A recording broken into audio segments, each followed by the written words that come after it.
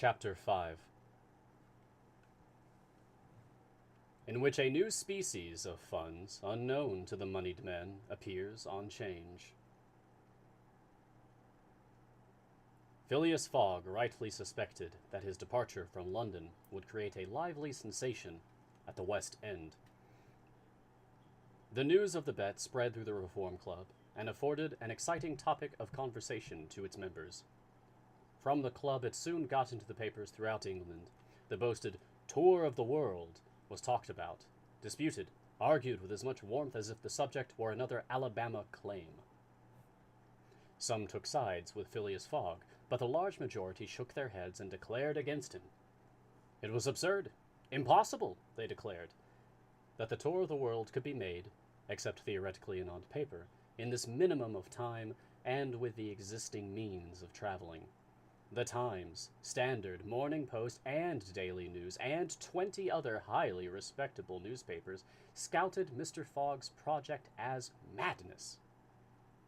The Daily Telegraph alone hesitatingly supported him. People in general thought him a lunatic, and blamed his Reform Club friends for having accepted a wager which betrayed the mental aberration of its proposer. Articles no less passionate than logical appeared on the question, for geography is one of the pet subjects of the English, and the columns devoted to Phileas Fogg's venture were eagerly devoured by all classes of readers. At first, some rash individuals, principally of the gentler sex, espoused his cause, which became still more popular when the Illustrated London News came out with his portrait, copied from a photograph in the Reform Club. A few readers of the Daily Telegraph even dared to say, "Why not, after all? Stranger things have come to pass." At last, a long article appeared on the 7th of October in the Bulletin of the Royal Geographical Society, which treated the question from every point of view and demonstrated the utter folly of the enterprise. Everything, it said, was against the travelers. Every obstacle imposed alike by man and by nature.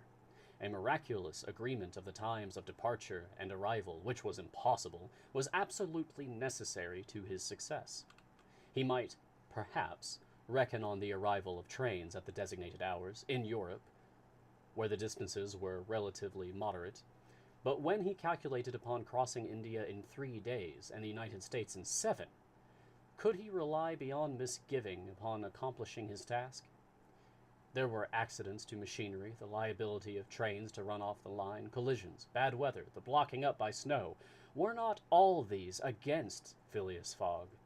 Would he not find himself, when traveling by steamer in winter, at the mercy of the winds and fogs? Is it uncommon for the best ocean steamers to be 2 or 3 days behind time? But a single delay would suffice to fatally break the chain of communication. Should Phileas Fogg once miss, even by an hour, a steamer, he would have to wait for the next, and that would irrevocably render his attempt vain.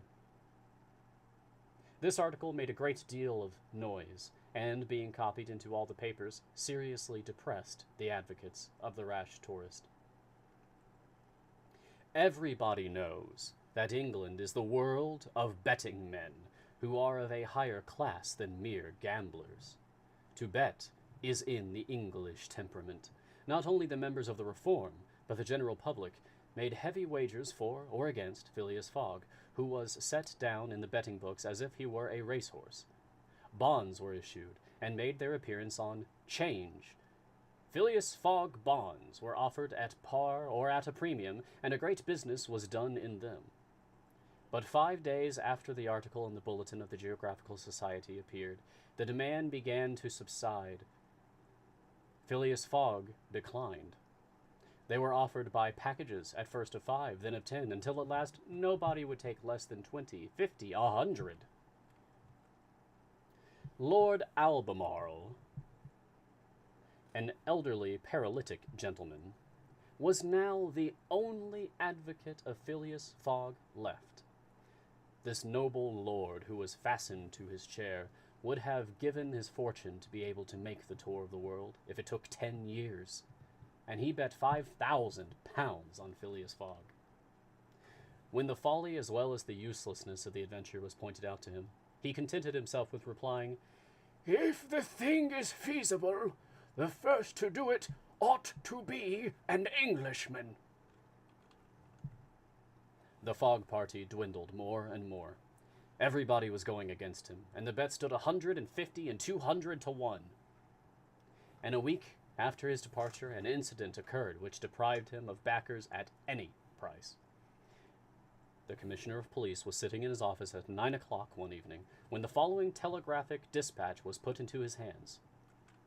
"Suez to London. Stop. Rowan, Commissioner of Police, Scotland Yard. I've found the bank robber, Phileas Fogg. Stop. Send without delay warrant of arrest to Bombay. Stop. Fix. Detective. Stop." The effect of this dispatch was instantaneous. The polished gentleman disappeared to give place to the bank robber. His photograph, which was hung with those of the rest of the members of the Reform Club, was minutely examined, and it betrayed, feature by feature, the description of the robber which had been provided to the police.